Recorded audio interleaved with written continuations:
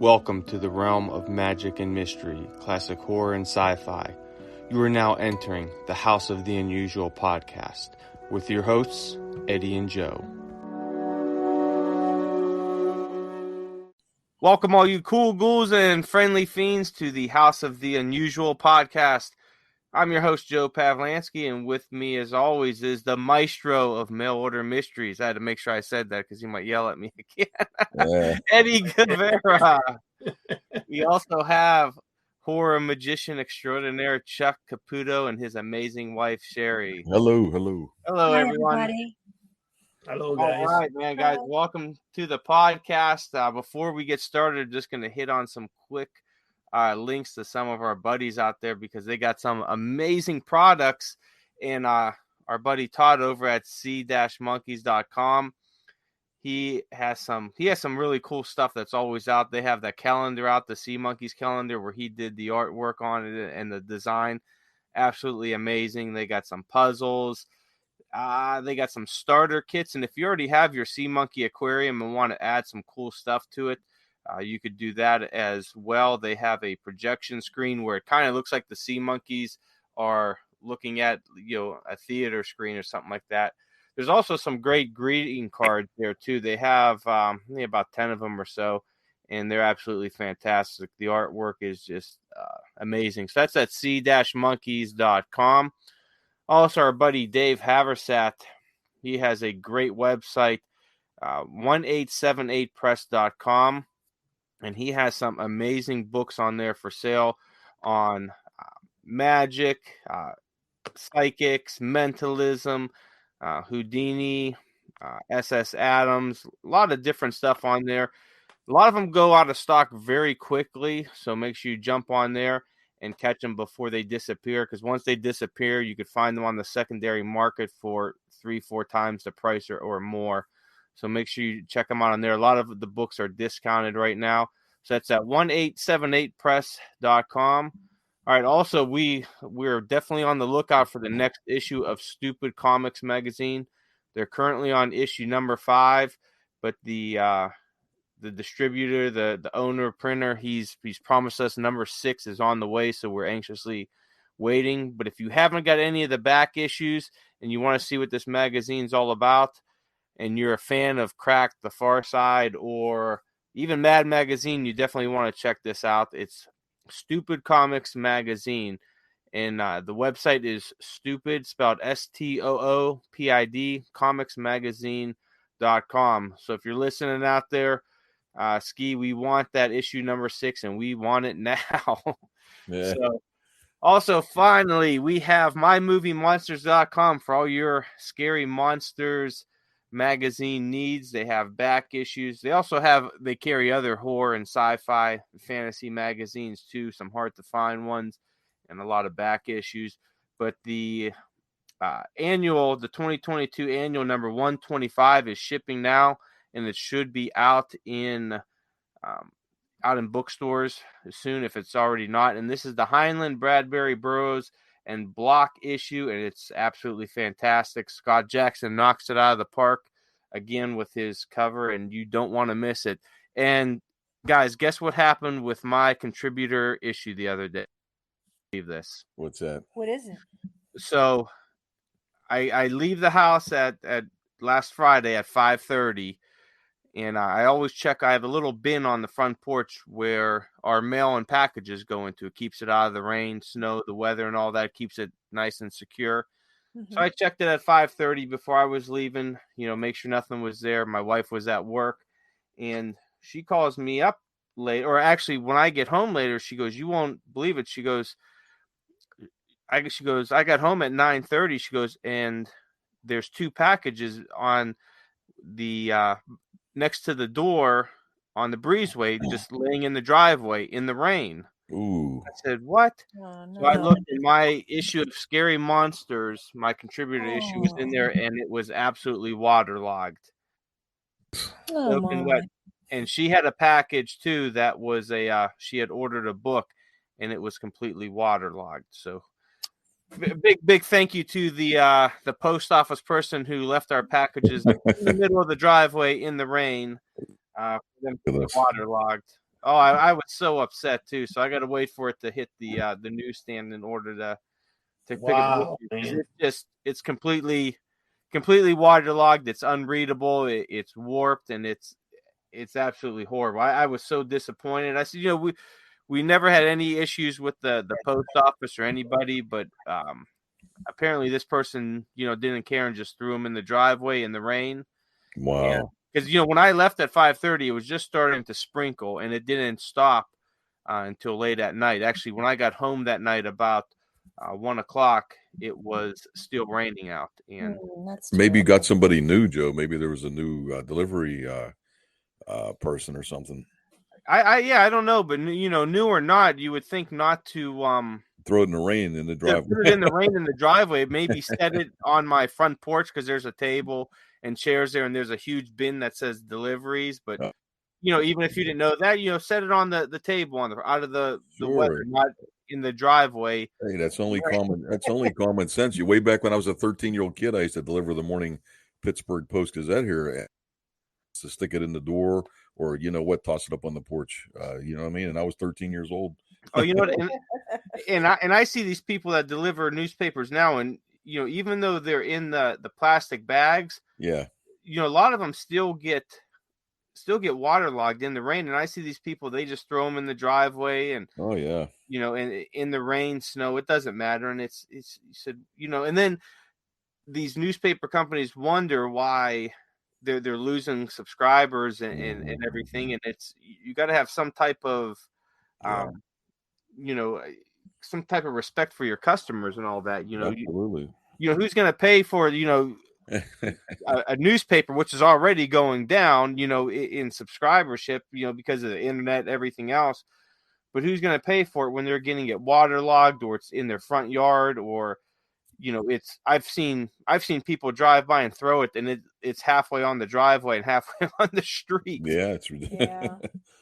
Yeah. Whatever happened to the days of Chuck Paperboys walking around with the mail carrier satchel and placing it on your porch or in your that's exactly what I did. I was 13 years old. Like I said, I would 5 a.m. before I went to school.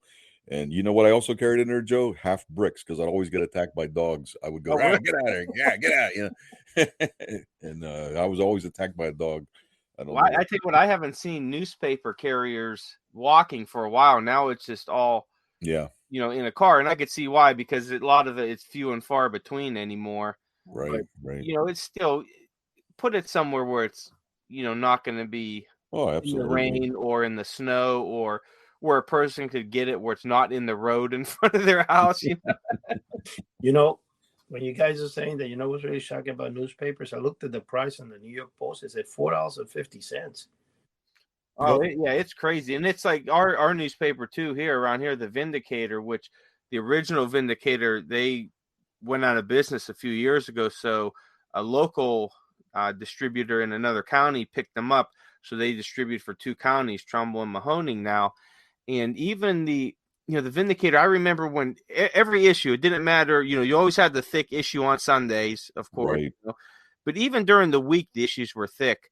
Now it's maybe, 10 pages, and it's like $1.50, $1.75 for it. Yeah. And then I think Sunday is like $3. And it's like, who, I understand, there are the costs and everything, but it's like, who's going to pay for this? Yeah. When they could find the same stuff online for free. Let me ask you a question. In the town you grew up in, Joe, was the East Bowery, the Bowery Boys there? You remember the old black and white episode of Bowery Boys? I didn't get into the Bowery Boys until maybe about 4 years ago. Oh, they were great. Was it Leo Gorsey, right? That was cool. I believe so. No, because I noticed all the towns around Joe are named Mahoney and stuff like that.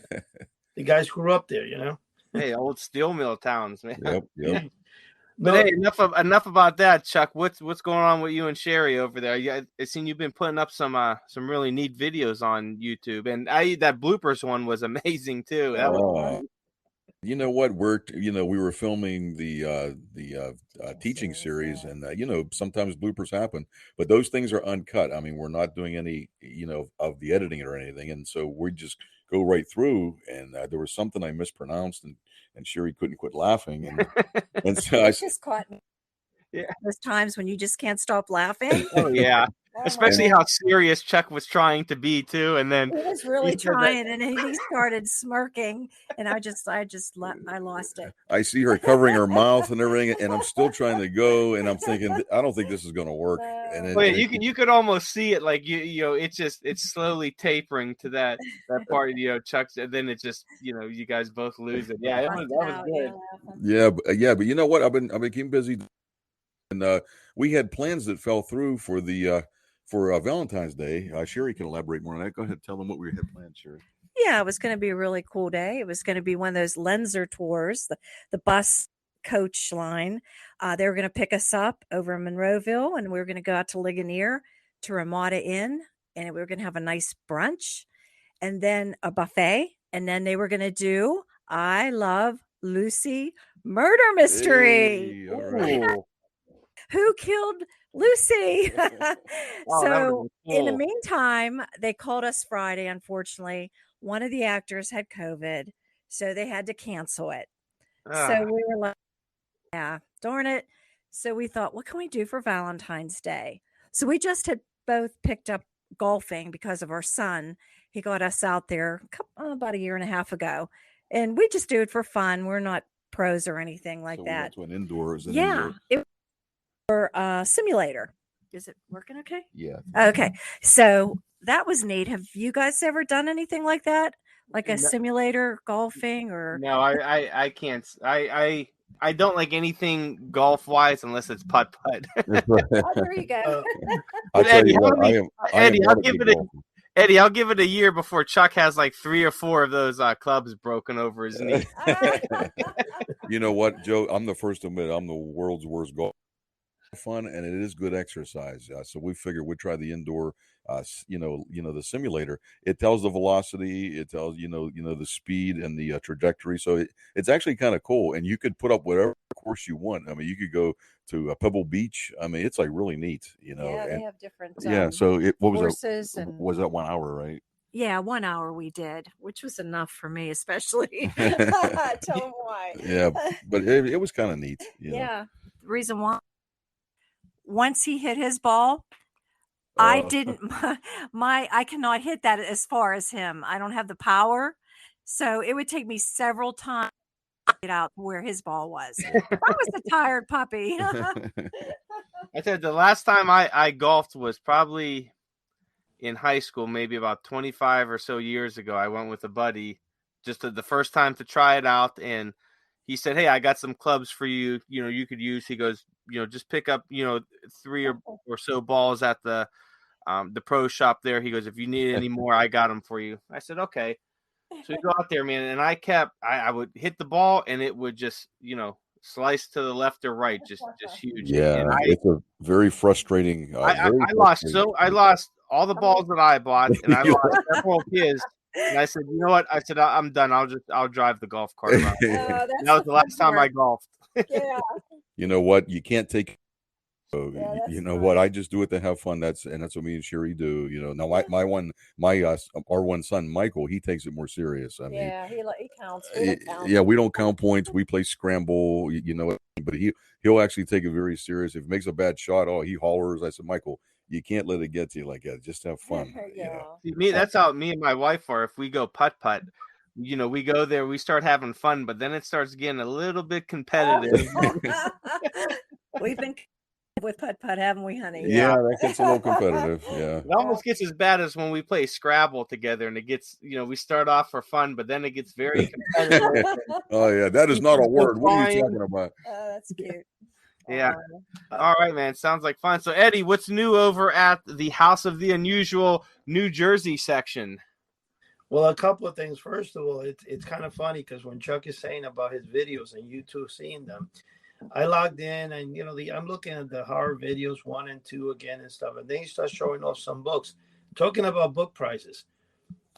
Anytime you see a book that Chuck shows you, what he doesn't tell you is they're going for over $700 if you get a copy. One thing that shocked me is a set of books that I got called The Magic of Robert Houdin. I purchased them about a week or 2 weeks ago. I paid a hefty price with the shipping. It came out to $468. And I'm going like, wow. The next thing I noticed, they're selling online for 1,500. Ooh. Wow. And I That's was like, amazing. ooh, that's a nice profit. Yes, But it is. Ooh. but the two books that Chuck shows in the second episode of his Chuck's Corner, one is going for $747, and the other one is going for, I think, for $636. That's crazy. Wow. It is crazy, especially when you see the price. I think anything that has ghost, spirit, or skeleton on it, and it's a magic book, and it's not out of publication, it's going to go through the roof. Now, Eddie, I'll tell you what. I looked a couple of months ago. I was following a few books on eBay. They were auctions, and they were all ghost hunting, paranormal books from the late 1800s till about the 1930s, and they were all starting bid was like $2. So I'm watching them. They all of them went over $600. Whoa, that's amazing. That is amazing. Wow. So you're right. If it has ghosts or something on it, people just eat that stuff up. It seems to be popular. Yeah. I thought I'd be able to pick one of them up for fairly cheap, and there's no way. No, well, that's the thing. I mean, I was surprised when I got Spook Crooks. I think it is Spook Crooks. Yeah. And I got that copy, and I got it for like $60-something. And anytime one comes on, it's always over $300. That's a really cool book. That was written in 1931, I think. Julian Proskauer wrote that. You know what? And he was actually debunking like a lot of the spiritualists. What the fraudulent seance workers and so forth. That's a really, really good book.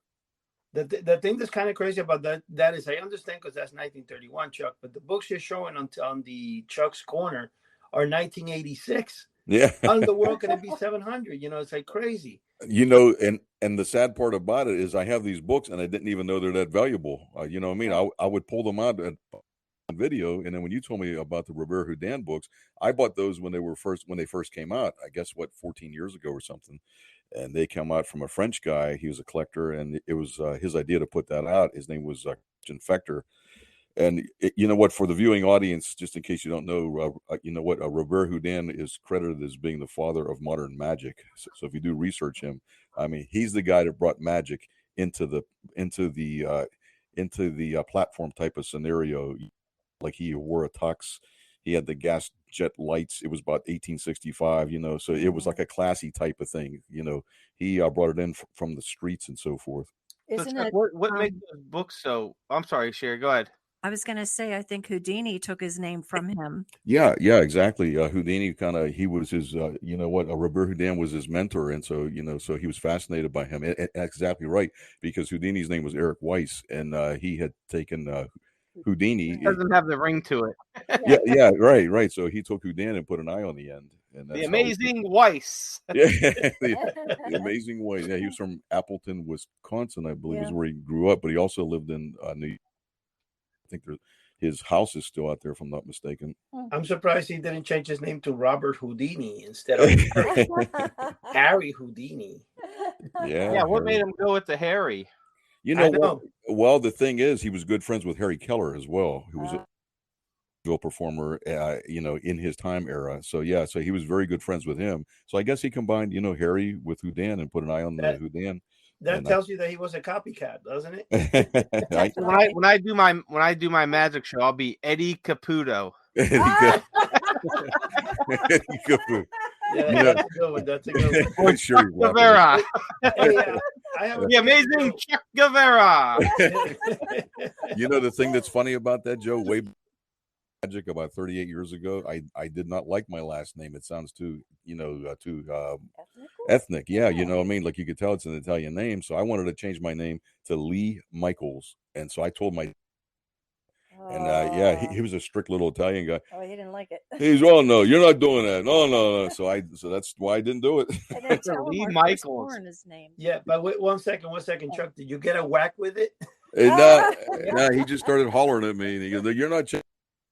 Cheri said our first son, Michael, his name is Michael Lee. Strangely enough, and we didn't even realize it until we picked him. After we named him. Yeah, after we told me about that story. You're going to change your name to that. Yeah, you know what? I always like the flow of like Lee Michaels for some reason. I don't know, but and it sounds generic. You can't really tell what nationality somebody is, which it doesn't matter. So hey, I stuck with my name. Yeah, but you know what? That Chuck Caputo that has the you know, because they say, and even Stan Lee used it a lot with, you look at a lot of his characters is and it's, I guess there's something to it where it sticks in people's mind more, is when the first letter of the first name and the first letter of the last name are the same.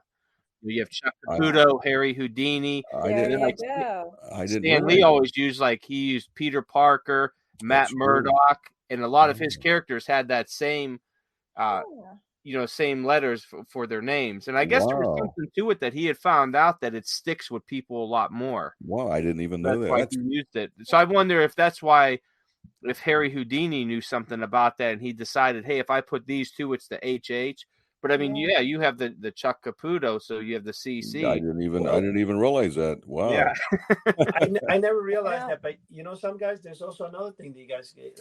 Like, for example, Clint Eastwood's films, when he uses the name like Harry Callahan, you know, he doesn't use the same words and stuff, but he uses names that for some reason flow.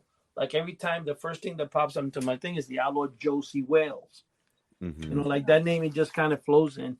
But one quick question I got to ask you, Joe. Joe, was that Monsters magazine that you got ruined there? Was that about the creature from the Black Lagoon, the issue? No, that was the one that for the article that I did. That was for I did it on Burroughs. I can't remember. I know, Joe. I'm saying, was it the creature of the Black Lagoon issue? You know, the water. Joe. Oh, no, Joe. No. Oh, my God, Joe. Wah, wah, wah, wah. Yeah. Hey, I'll tell you what, I guys. actually did that at Earth's Core, which was a really cool movie.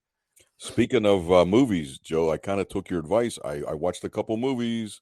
What did you watch? I watched The Unholy 3, the 1925 version and the 19. And I tell you what, awesome movie. I would highly recommend it to any of our listeners out there. I tell you what. Well, what did you think? What did you think between the two? Because I'm going to watch the 1930 one this Friday, because I want to compare the two. But what did you think between both of them? Well, you know what? I kind of like the 1931 better because it is a talkie. You know what? You don't have to read too much or anything, and you kind of follow it a little bit better. But they were both awesome, man. I mean, I tell you what. Todd starting to like his stuff. You know what? I always liked Freaks. I mean, that's one of my favorite movies. But the movie I watched last week because you mentioned it, West of Zanzibar, that was excellent. Oh yeah. But two versions are really, really cool. I love the whole scenario with it. It's an excellent movie, and I would highly recommend somebody watching these movies. Yeah, I mean, for silent films, they go by pretty quick and keep your attention. I've got a few more that I definitely want to watch the 1930s version one this weekend, and then I still have to watch the Golem yet. Which, I want to see that because I have a whole stack of movies that I have to watch that I've had for years that haven't even been opened yet, and just finding the time to sit down and actually watch them, because usually when I'm the type of person, when I'm watching something, I like to be doing something else, whether I'm sorting through books or something. I always have to be doing. It's really hard for me to just sit and watch. But with the, with the silent films, you really have to sit there and watch it because you have to read. Yeah, you'll definitely miss something. Yeah, because I've always been like that. It's hard for me to just sit and watch a movie without having to do something else. But I tell you what, they were cool movies. Very good. Have you seen them yet, Eddie? No. I actually haven't. I had in mind of doing, but I was going to suggest something for both of you guys. I mean, I know Chuck could stay, so he's fine. But one thing I was going to say, Joe, that you might find interesting. About 2 years ago, my wife gave me, actually like 3-4 years ago, more like it. She gave me a DVD player that was like 6-inch DVD player.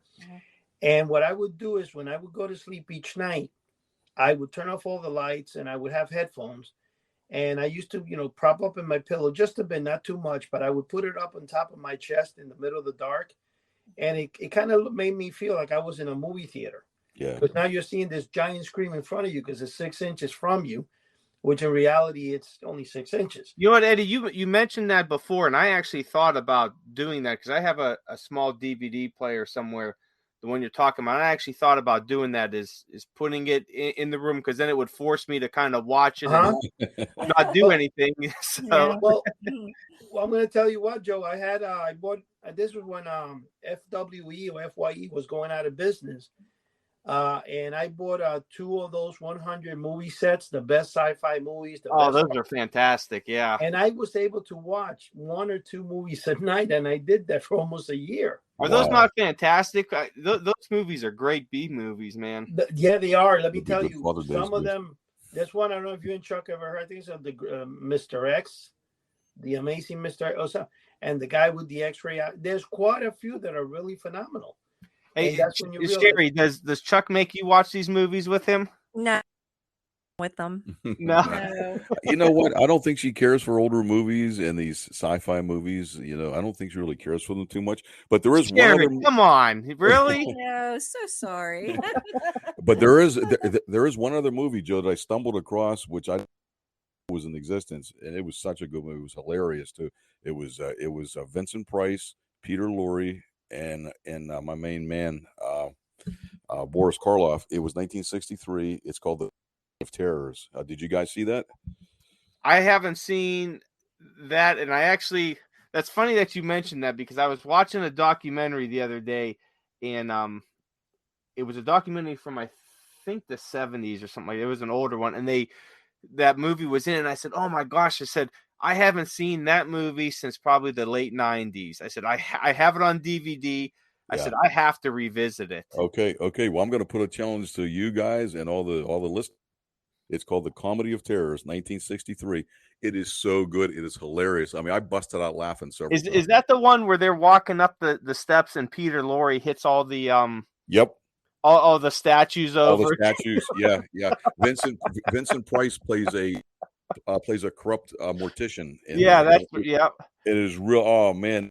I mean, those three, Peter Lorre, Vincent Price and Boris Karloff, they make such a good team on there. It's just, and it's so, you're going to love it. Watch it. I probably, like I said, it was probably maybe mid to late 90s the last time that I've watched that, and I remember bits and pieces, but that part was in the oh man, in the documentary, and I was like, I got to revisit that movie again. That was so great. Yeah, what it was funny because they actually have what we do. And I've done it before, and I've seen other people do, is when you're trying to be quiet and you make a noise, you cover your ears, like it's not, like it's drowning out the sound. And they do that when he knocks it over.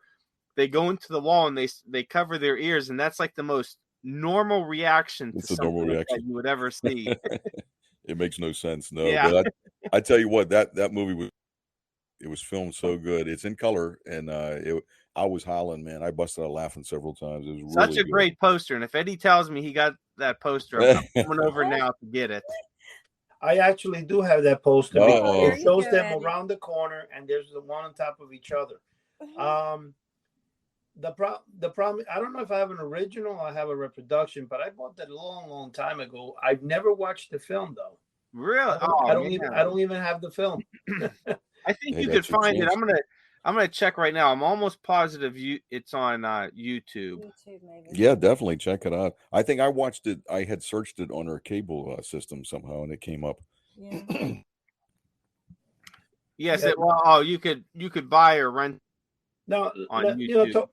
Talking about movies, I'm just kind of curious about you guys. Which do you think, in your opinion, was the most popular sci-fi movie of our time that you like the most? Just kind of curious on that. What do you mean of our time? Like of? Oh, no, meaning like or just ever? No, like old time or our time, modern day or in the past. Which is your favorite sci-fi movie? Cheri likes E.T. Oh, there you go. Oh, that was an absolute classic, man. Yeah. I love E.T. Yeah. The only one I've been hearing a lot about is The Day the Earth Stood Still. I mean, I've heard people talk about that 30 years ago, 40 years ago. I mean, it seems like a timeless classic. I think one of the most popular ones that had maybe the most impact over the years, if you're looking at sci-fi, would either have to be like Back to the Future, The Matrix, or maybe like Planet of the Apes, something along those lines. Oh, those are And I tell you what, everyone always goes to 2001: A Space Odyssey. And horrible film, man. That's oh a God, horrible film. I just, Yeah, that was kind of rough. I don't know. and every time you bring that up to somebody, they go, "Oh, you just don't understand the movie." No, Yeah. I understand the movie. I understand everything. It's just, it's not a good movie. It's You know what the problem is with that movie? The reason that movie I think is brought up by so many people, and it's funny that you said that, Joe. It is true. Everywhere they bring that movie up is because of the graphics and the stuff that they did for the time they did it in. Yeah. But that's just like, let's be honest. I don't know. I think out of every 10 people that I asked, the only one I think that I love that show that I know in person is my wife, MASH. Yeah. Like, who the heck liked MASH? MASH was one of the most stupidest shows on television. Yet a lot of people, MASH is good. Oh, the classic, the old time. That was on for many years too. What was it, 14 years, maybe 13? Yeah, I don't know, but I could never watch MASH, and I don't know of any of my friends that like it. Yet, they used to say it was the best, show ever. I remember in the 80s growing up, magazines, MASH. I just didn't like it at all. I hated it. What do you think's the most maybe say influential sci-fi movie, Eddie, in your opinion? The most influential sci-fi movie's got to be Star Trek or Lost in Space, I think. Oh yeah, you got. Oh, don't forget about Star Wars too. Yes, yeah, but Star Wars got burnt out, I think, by many people. Yeah, it's like, hey, what do you want to choose between, water or food to live? Star Wars. What's that? No, I was gonna say Star Wars is just ridiculous. I mean, the first movie came out, it was okay. I was excited, got a few things. Then the second, the third. But they couldn't stop there. They did like 10 of them, they had to keep remaking them. Yeah. I think if you look at the original 3, and I kind of like them. The original 3 were good. Yeah, just their advancement in special effects and story, and bringing a great space opera story to life. I think that played a huge role in future movies. And I'm not into the stuff they're doing now with it. I think Disney kind of ruined it, but I'll always go back to the original 3. You can't beat. Oh no, they were great. Same thing with Star Trek. I mean, Star Trek, the original series, is one of the best series ever. Yeah, but yeah, Joe, but you see what they're doing now with Star Trek? How stupid that's gonna look. That thing will probably go into theaters and exit the same day. No, I watched the new movies that J.J. Abrams did years ago, and I thought they were okay for what they were, but I'll always go back to the original season. I loved watching, Captain Kirk get knocked into a huge boulder, and you see the boulder rock, Oh, that was hilarious. The paper mache thing, or there you have the tribbles which are. I love the tribbles. Oh. Those are great. It was great. It was simple. It was simple special effects, but the stories were very good. Yeah, they were very good. I'll tell you what, my favorite old time Star Trek movie was number 4, Star Trek 4: The Voyage Home. I think it's called, the one that they get the whales.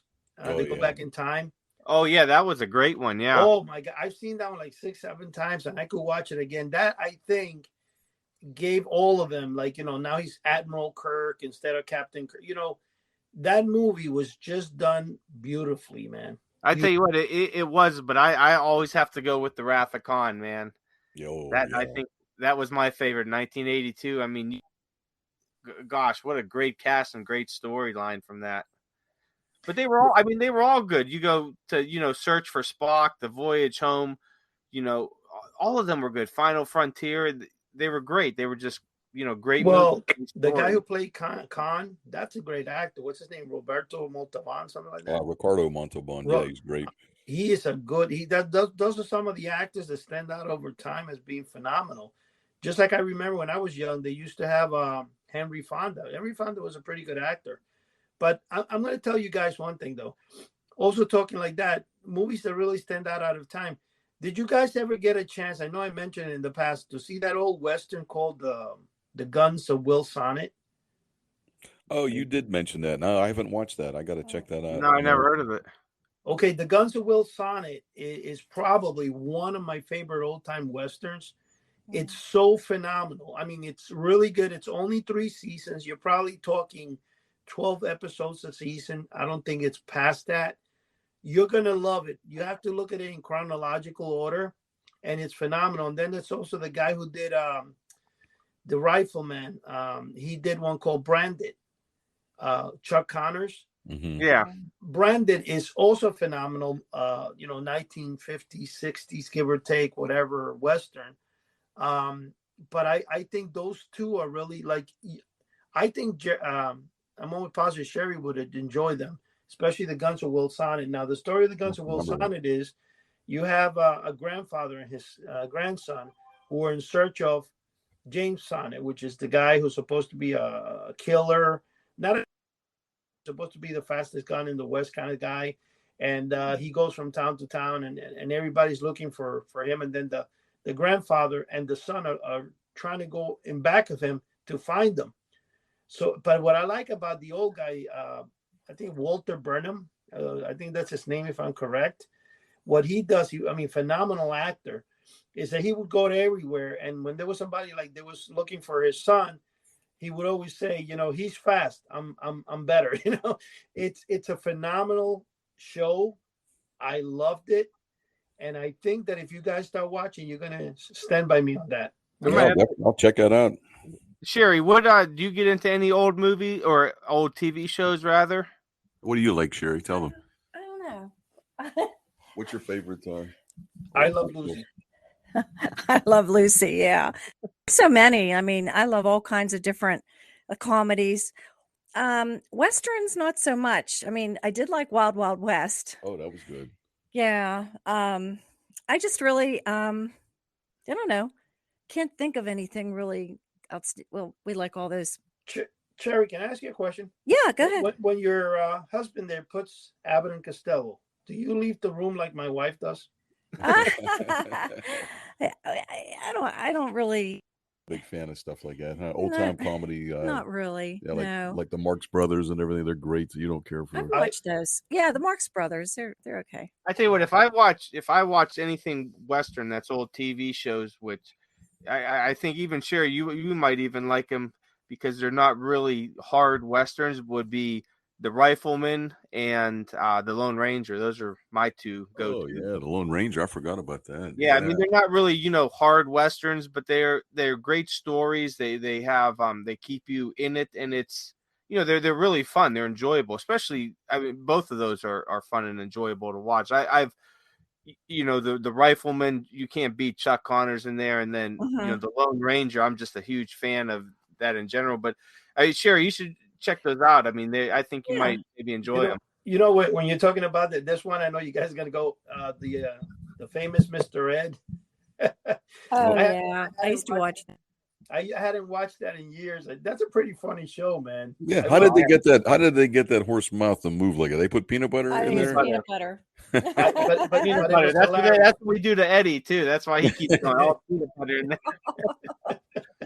Poor Eddie. He's always fun. We used to have a Jack Russell years ago, and so when I'd load the rabbit up for the show, he would start flipping out. He'd be roar roar roar. He would bark, and so I'd put him in his. We had a kennel, and he'd bark so much it'd make me nervous, and so I had to make sure I had my keys. I had to get the balloon animals if it was a birthday show. So I got a wooden spatula, and I would usually put peanut butter. I'd scoop his mouth, and it would keep him quiet for a good 5 minutes. Yeah. Because he'd make you nervous. It would roar, constant. Oh man. Dogs are great when they get peanut butter in their mouth trying to eat it. Yeah. It kept them quiet.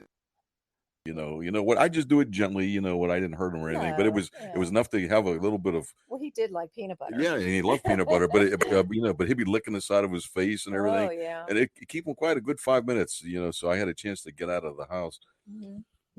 Well, when you guys are saying all that, it's kind of funny that you say that because I know somebody that used to use the peanut butter trick on their dog too because it just barked like hell. Yeah. But but when we were talking about older shows and stuff, the recent, like for example, Abbott and Costello, it's an old comedy stuff, and I love the Abbott and Costello comedy hour, so I start laughing from the moment it starts. Yeah. And my wife leaves because she goes, "Man, you're so annoying while you're laughing." So she leaves, and I'm like, "Are you kidding me?" So then my son, I got him to watch every single episode. He loved it. But the girls just don't go for it. I don't know why. I like the Jackie Gleason. What's that one we watched? Oh with, yeah, the honeymooners. Funny. Yeah. Oh no, the honeymooners, and also I don't know if you guys ever got to see the one that he used to do. I think before the honeymooners. Well, I don't know if it was before the one that he's a bartender, Joe the bartender. Well, I remember. Oh yeah. You remember Muggenheimer, whatever his name was? Yep. Hey, Joe, how are you? I remember that. Joe. That's true. Mm-hmm. And but those are those are comedies that were very famous at the time. Mm-hmm. In fact, there's a record of Muggenheimer, the guy who used to hiya Ralph, and that record sells for a couple of dollars when you do find it on eBay. Oh, and yeah. So there's a couple of great shows. Now, what I like about I know that sometimes they're like goofy and stuff, but they're so funny. Is Abbott and Costello, because like especially in the Colgate Comedy Hour, when you look at Mr. Fields, he's such a fast talker. Mm-hmm. He's just like Groucho Marx. He has quick 2-second thing, and it's just funny, Oh, hilarious. I didn't really like. I'm sorry. No, that's okay. Go ahead. No, I would say I never really liked the three. What do you call it? The Three Stooges that much. I love the. I'm with you on that one. I can't stand the Three Stooges. There's only one that I would really like to see. Oh my God, I love the Three Stooges. I love them too. Oh, I love them. I don't. My wife likes them. See, that's weird. How weird it is. Whoa, that is strange. Wow. I cannot wait for Monster Bash in June. They have family members of what was it? Shemp family, I believe, is going to be there. Ooh, that would be cool. You know what? Here in Pittsburgh, when I was a kid, there was Adventure Paul Shannon. Yeah. And you know what? And he helped actually revive the Three Stooge career. I mean, they even admitted it. This is back in I'd say in 66, maybe 67. Mm-hmm. You know what? He would play like a lot of their little clips and so forth. And you know what? And it kind of re-jolted their career. So they became good friends with with Paul Shannon. He was the host out here. So if you do search Adventure Time in Pittsburgh, there's some really cool pictures online. Let me ask you a question. When you said that, weren't the Three Stooges all related? Weren't they all brothers? Except for two of them were. Larry Fine was not. His last name was Fine, and the other one were Moe and Curly were Horowitz, I believe their last name was. But yeah, but Larry was not related. His name was Larry Fine. And he became a jeweler later on in life when he. You had the Howard family's going to be there. So you had Mo Howard, Shemp Howard, and then Curly Howard, Larry Fine, and I hated when Joe Besser was on there. Was not a fan of his. Yeah, his voice got kind of annoying. You know who I was which I found out a few years ago, which I thought would have been great because I've always been a fan of his, was Matt and Moreland.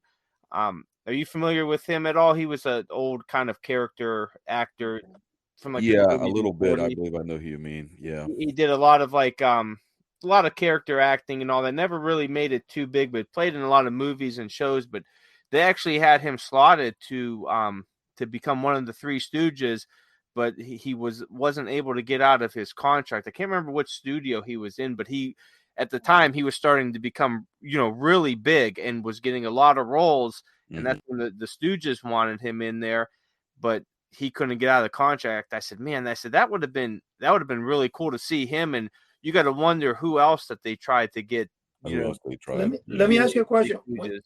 When you're saying the one Stooges that you guys didn't like, is that the guy that played in the one Stooge that he played in Abbott and Costello, Hold That Ghost? That he's a bartender there. Is that the guys you're talking about that used to occasionally appear on the Stooges? I don't know. Besser? He was in Abbott and Costello Meet the Keystone Cops. No. The one I'm talking about, one of the Stooges, is when you see Hold That Ghost, when they're waiting for the bus to get on the bus before they get to the haunted house. He's a bartender there, and that's when the guy takes the orange juice and he throws it in the sink. He goes, boss, freshly squeezed. You know what I'm talking about? That's one of the... That's a good question. I don't know. I really don't know. I guess you guys haven't watched Hold That Ghost in a long time, have you? In a long time, yeah. That movie's phenomenal. If you, I don't know who that would have. I can't remember who that would have been. Well, watch Hold That Ghost, guys. Watch Hold That Ghost. Oh, here's another one to add to the list. There you go. We'll have to check it out. Let me tell you something. when was the last time you guys watched Hold That Ghost? It's Joe, been did a you while, ever but watch it? I did about 20 years. It's been probably 20. Yeah, it's been Yeah. at least that long. Yeah, that movie's it's great. I think actually Hold That Ghost is a little funnier, I think, in my opinion, than Abbott and Costello Meet Frankenstein. The difference is with Abbott and Costello Meet Frankenstein, you got the Andrews sisters singing, which takes away 5 minutes of boredom. Then you have it kind of drags more, but in Hold That Ghost, you have a couple of music stuff there, but it's more fun, I think. I'll check it out. It's in so many years, I can't remember a lot of it. Yeah, I tell you what, though, either people they either love the Three Stooges or they hate the Three Stooges. There's nothing in between. There's anytime you talk to people, they either love them or they hate them. And you know one thing, because I got a good buddy that I watch old TV shows with, and we like the same. We like pretty much everything the same, but when it comes to the Stooges, I love them and he absolutely hates. Hey, Joe. Yes. Joe, do you remember the one I really love is that Three Stooges episode when they're in that haunted Scottish castle? Do you remember that one where they go in the room and they lay in that bed and then the bed would go into the other room through that hole? You know what? I somewhat a little bit when you're saying the bed in there and it goes to and the it hole. moves. Yeah, I love that, and I can't find that episode to watch it. And I don't know the name of it. Yeah, we can't seem to find that episode. That sounds neat. I can't remember it. I was trying to show him. Can't remember. I'll if you ever come across it, I'll do some digging and see if I could find it. Okay. Man, it's funny tonight. In tonight's episode, we're having so much back echo. I wonder why. It's interesting, and it's coming out from all. Because it's future tense. No, I'm getting it from actually Joe. I'm getting it from you, and I'm getting a lot from Chuck and Cheri. But you know what I was gonna say? I think that episode you're talking about, the Three Stooges, because it's haunted stuff, and I like the haunted house episodes and stuff. Yeah. Just like the Bowery Boys when they do Ghosts on the Loose, especially the black guy in that thing. I think he's one of the funniest guys ever. Oh, he's hilarious when he goes, "Who said that? Who said that when I said that?" But the thing is that since you guys like, this is kind of a challenge you can also watch if you like. If you look at the Laura and Hardy episodes, there's some episodes that they show where they're actually having dinner and with their families and stuff. In fact, there's actually more footage of them than there is of Abbott and Costello with his family, which is so funny. Yeah. But it's kind of interesting when you see them on a regular, not acting with their family. There's one there that Stan Laura, I think it is. He's in a table there. He's smoking his cigars and stuff. But one thing, that's funny is that you can see more for what they are. Now, Laura and Hardy is another one that you got to either like or dislike. Some of their shows are, I know a lot of people love this one, The March of the Wooden Soldiers. I can't stand it. The reason I can't stand that is because it's just like when I was a kid, man, and you had HBO, the only movie I think they ever played was Cat People with Natasha McKenzie. Yeah, I used to like Natasha and stuff, but how many times can you watch the same movie? And One Flew Over the Cuckoo's Nest. I think those are the only movies they were allowed to play because they played it over and over. And the same thing with some of those movies, like The March of the Wooden Soldiers, that they're talking and stuff. I tried to watch it one time. I didn't find it funny. There is one of them that they're like in a haunted house, which is funny, but you got to really kind of go out of your way to really like them. Right. They're not as great, whatever. Charles Chaplin, in other words, some of them are really hilarious because Charles Chaplin is just the way in which he was able to, take a little piece. Like one time he's walking like in New York City, and there's a piece of wood inside those railroad rails, the thing that's right above the subway that you walk across, and you know what I'm talking about, those steel things and there's like a piece of wood stuck in there. He's got an umbrella now. He's trying to get the piece of wood out, but every time he was the piece of wood would turn and turn, and he stayed there like 10 minutes with the piece of wood. So he can make anything, which makes a good actor, I guess, because when actors can do a movie or show without even acting, a good example like Penn and Teller. Teller started his whole career 60 years of never talking, and I mean that's good. I mean, when you look at that, it's amazing. But anyway, Joe, what is in your opinion, since you have been a with all those sci-fi films you're watching, not sci-fi, but silent films, is the Phantom of the Opera still your favorite? I tell you, that is probably one of my favorites. Yeah, that's definitely up there. I mean, I watched that probably every year at least once or twice, and you can't beat it. That's a great, another, Lon Chaney, and probably him at his best there. And 1 second here, Cheri, I did find that Three Stooges episode. Oh, cool. What's it called? It's called Scotched in Scotland. Oh, I gotta write this down. Here, honey. Scotched in Scotland. That's Scotched in Scotland, where the bed goes into. They're in a castle, and the bed goes into the wall. Yes, that's it. Yep, Scotched in Scotland. Great. Yeah, try Thank that one. I you. believe that should be it right there. If it's not, then it might be the Haunted Castle, but I believe it's Scotched in Scotland. Wow. You know, something I'm going to say, Joe, especially with all those films you're talking about, the one film that when you brought up that I really enjoyed, was kind of like it was, but it's a good film, was The Old Dark House. Oh gosh! Oh, you love that movie now. Oh, yeah, I like that movie. Yeah, man, I watched that a few months ago when you recommended it. Cool. I tell you what, am I not right? That's the best movie to watch on a cold, dark, rainy night. It was when that car got stuck in the mud, and it was amazing, and all that stuff. It was neat. I found the part of that car, the way a car that old will go through no matter what it came upon it. It's like torrential downpours, mud slides, and the car was still running. Boris Karloff was absolutely fantastic in that as well.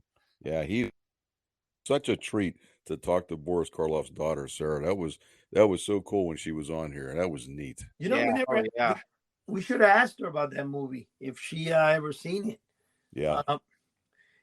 It's you gotta wonder how many Tito's she put down that night. Hey, you guys want to hear something funny when you say that? I wanted to surprise Sarah with a little bit of a gift.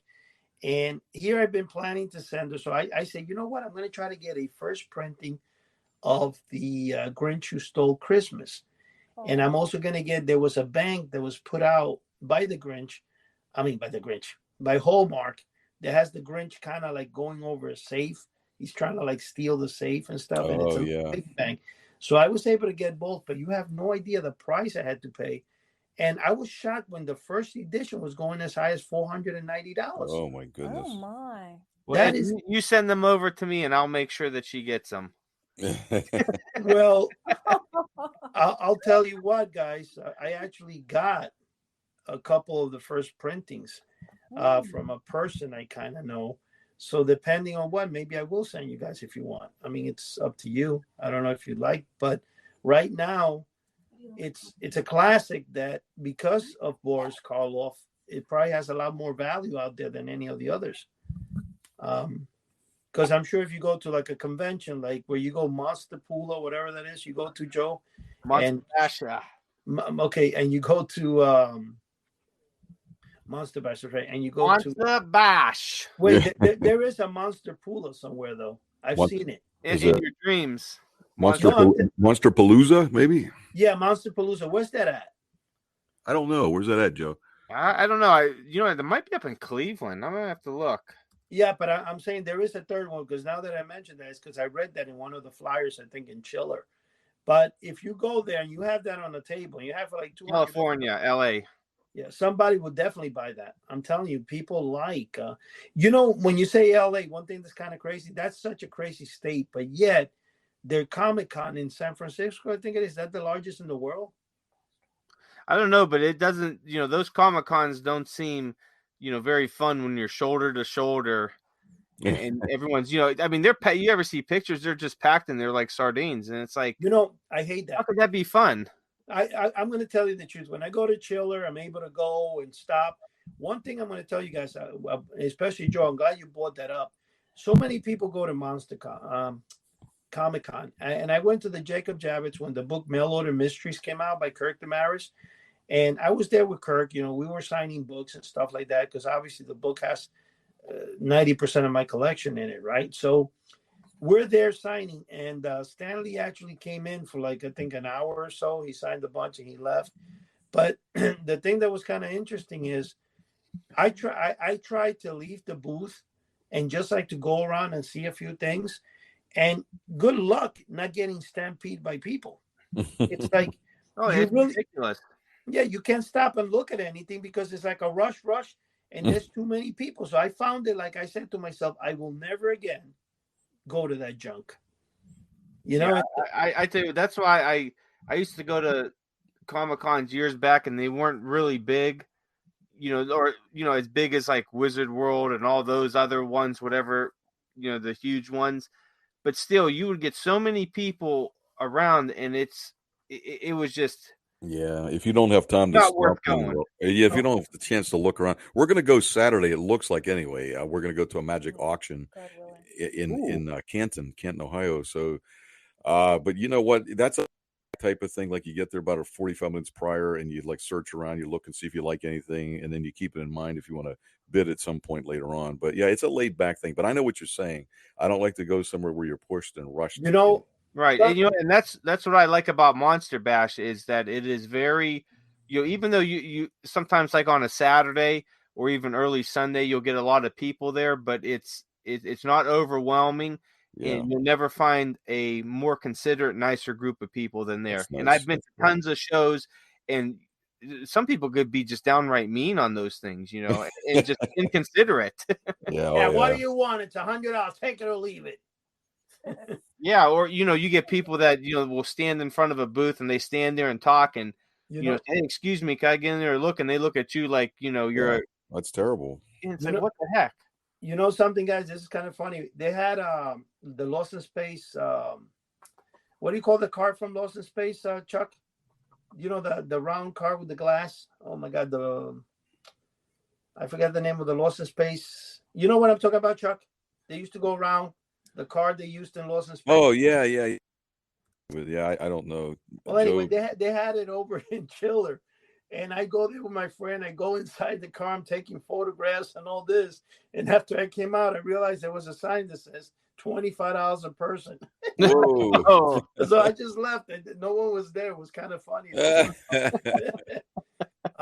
Chariot. That's what Chariot. my gosh, I couldn't remember. But one thing I'm going to tell you, when you go to those shows and stuff like that, it's true what Joe says. But Chiller has really nice, phenomenal people. I do kind of find in Chiller, I find it kind of funny when you see some of the actors. Like one day I seen Jake the Snake Roberts, and I'm like, that's Jake the Snake, and he's just there trying to get, and no one's even going up to his table. That's kind of like the old wrestler Virgil. Sometimes you see him at the flea market up here in Youngstown trying to sell his autographs, and you never see anybody buy him. He goes all over the place trying to sell autographs, and he's just kind of washed up. And well, that's the same thing. You go to Chill and you have some Jake the Snake. I would have definitely get me a Jake the Snake autograph. I grew up watching him. Yeah, definitely. Oh, I'm glad you told me that, because you know what? I think he charges only like $10. I'm serious. It's that cheap. He's always in Chiller. The next time I go in April, I'll get you one, because Jake the Snake, if you look at him today, I got to tell you the truth. He's not the Jake the Snake we knew. But I'm sure. Yeah, he's definitely got to be up there in age. But hey, guys, we got about 2 minutes left here, so we are gonna wrap it up. Joe, let me bring this really quick here. I was gonna say to you, the only thing I regret about not getting an autograph was from Meatloaf. I had the album, and he was a killer, and I really regret not getting that autograph. But go ahead, Joe. We're finished then. All right, guys. So thank you all for joining us, Chuck, Cheri, Eddie. Thank you again, everybody out there in podcast land.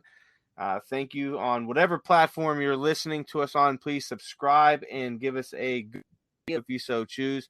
Also, visit us on our YouTube page, House of the Unusual. Subscribe there, like our videos. Eddie and Chuck are always putting up some great videos every week. Almost every day, it seems, videos are going up. So definitely check that out. And Cheri Caputo's site too, if you want to see that blooper we were talking about. I believe that's on your site, right, Cheri? Yeah, it is. Yes. All right, yep. So go over to Cheri's site, and it's Cheri Caputo. Check that out. You'll find the blooper. It's absolutely entertaining, to say the least.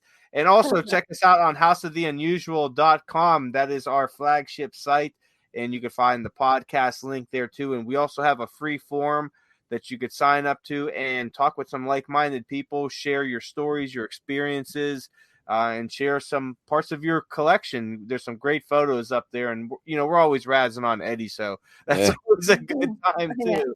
So, all right, everybody out there, thank you for joining us, and we will see you next week. Good night. All right. God bless. Thank you. Bye-bye. Bye-bye.